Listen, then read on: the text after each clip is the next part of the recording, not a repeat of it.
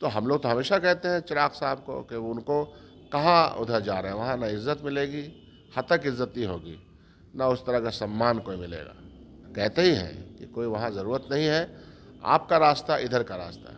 चिराग पासवान संपर्क कर रहे हैं आप लोग से, क्योंकि चर्चाएं बहुत संपर्क वगैरह का सवाल जो है वो अंदरूनी चर्चाएं चल रही हैं। जनरल बात जो आपसे कही, जी। और जिस विरासत के चिराग हैं वो विरासत इंडिया गठबंधन के साथ जुड़ती है। मुकेश सहनी, उनको लेकर के भी चर्चाएं हैं कि अगर मुकेश सहनी आ जाते हैं तो और भी मजबूत आगे आगे देखिए ना क्या होता है। ताश के पत्ते की तरह भाजपा और एनडीए बिखर जाएगी। कल का दिन ऐतिहासिक दिन था और पटना के ऐतिहासिक गांधी मैदान से महागठबंधन की जन विश्वास रैली थी।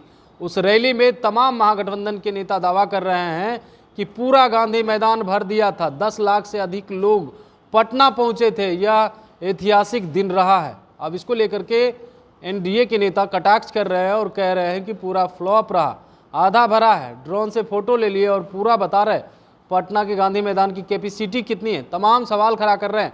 अब इसी बात करने के लिए हमारे साथ कांग्रेस के विधायक दल के नेता हैं शकील अहमद खान जी। कैसे देख रहे हैं? वो लोग तो कह रहे हैं आप लोग का फ्लॉप रहा है, कुछ नहीं होगा, भीड़ जो है वोट नहीं होता है। बात दरअसल ये है कि जो एनडीए है बिहार की, तो वो क्या आपकी तारीफ करेगी? ये उम्मीद करना ही गलत है। और असल लड़ाई तो आने वाले लोकसभा दिन में होनी है। पूरा पटना का कोई रास्ता बचा हुआ नहीं था जहां इंसानों का हजूम नहीं था। गांधी मैदान की कैपेसिटी बहुत, ये मिलर स्कूल में कार्यक्रम करते हैं तो बोलते हैं कि पूरा पटना भर गया।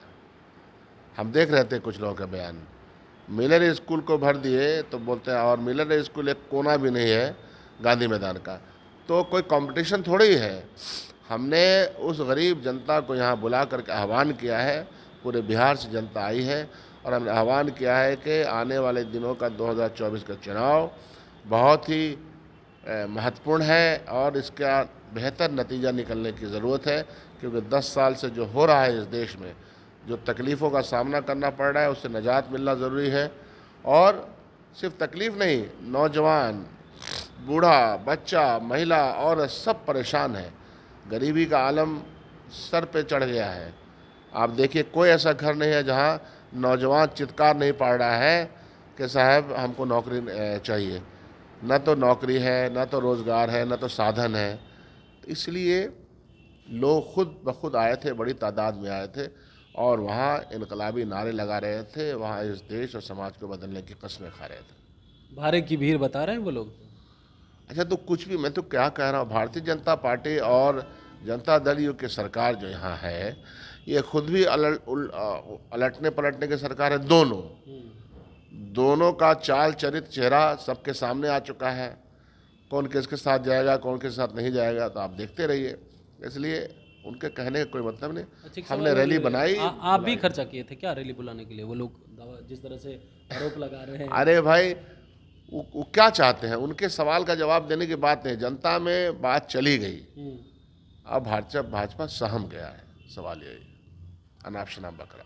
अनाप शनाप बकरा जी। अच्छा, एक चर्चा और हो रही है चिराग पासवान को लेकर के। चिराग पासवान मोदी के कार्यक्रम में नहीं जाते हैं, कुछ संकेत है? आप लोग से बातचीत हो रही है क्या? नहीं, चिराग पासवान देखिए, जिस बाप के सुपुत्र हैं, उनके फादर की विरासत जो है वो समाजवादी विरासत है, मेल जोल की विरासत है, आपसी मेल जोल, आपसी भाईचारा और सामाजिक न्याय की विरासत है। तो हम लोग तो हमेशा कहते हैं चिराग साहब को कि उनको कहाँ उधर जा रहे हैं, वहाँ ना इज्जत मिलेगी, हतक इज्जती होगी, ना उस तरह का सम्मान कोई मिलेगा। इसलिए उनसे हम लोग कहते ही हैं कि कोई वहाँ ज़रूरत नहीं है, आपका रास्ता इधर का रास्ता है।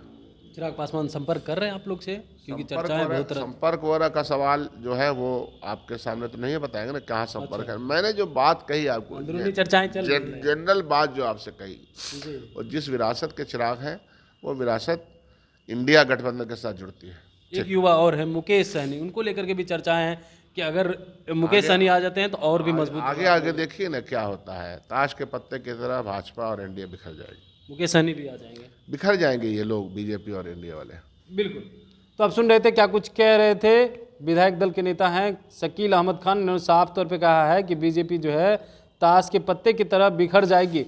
लेकिन अंदर क्या बात चल रही है ये कैमरे के सामने नहीं बता सकते हैं। चर्चाएं कई तरह के, एक तरफ चिराग पासवान पीएम मोदी के कार्यक्रम में नहीं शामिल होते हैं तो कई तरह की चर्चाएं होने लगती है और कहा जाने लगता है कि अब उनकी बातचीत महागठबंधन से हो रही है और जल्द ही शामिल हो सकते हैं। इस सवाल पे भी आपने सुना, शकील अहमद खान ने साफ तौर पे कह दिया है कि अंदरूनी बात अभी नहीं बता सकते। हम लोग तो कह ही रहे हैं चिराग पासवान अगर साथ आ जाते हैं तो और भी बेहतर होगा, क्योंकि उनके पिताजी जो हैं वो समाजवादी नेता रहे। Kamlesh Kumar, live Bihar, Patna. Live Bihar YouTube पर सब्सक्राइब और फेसबुक पर लाइक जरूर करें।